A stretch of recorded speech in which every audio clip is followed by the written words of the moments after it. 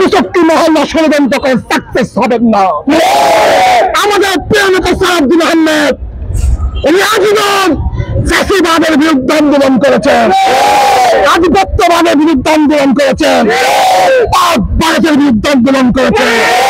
সুতরাং তাকে ইমানি পরীক্ষা দিতে হবে না।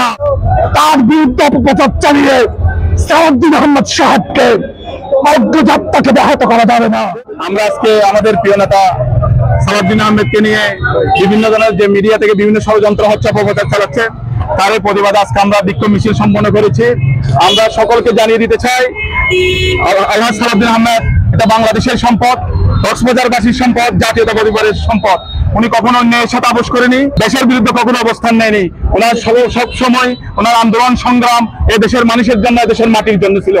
আগামী দিনেও আমাদের প্রিয় নেতার বিরুদ্ধে কোনো ষড়যন্ত্র করে, কোনো তাল বাহানা করে যারা ষড়যন্ত্রকারী ফ্যাসিস্ট এবং ফ্যাসিস্টের দূষররা কোনো ফায়দা লুট করতে পারবে না মনে করি।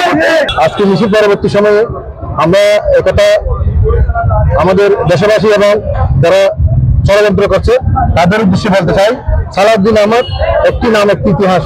তিনি এই দলের জন্য পরীক্ষা দিয়েছেন। তিনি জাতীয়তাবাদী আদর্শ সৈনিক এবং খালেদা জিয়ার এবং বিশ্বস্ত পরিবারের বিশ্বস্ত সহচর। তার বিরুদ্ধে যারা ষড়যন্ত্র করছে তাদের আসলে রাজনীতিক দলের কোন নিবন্ধনই নেই। আমরা মনে করি তারা ইন্ডিয়ার রয়ের সাথে তাল মিলিয়ে তারা আজকে সালাউদ্দিন আহমেদ যে ষড়যন্ত্র করছে, এই ষড়যন্ত্রের প্রতিবাদে আজকে আমাদের আজকে সংক্ষিপ্ত সমাবেশ।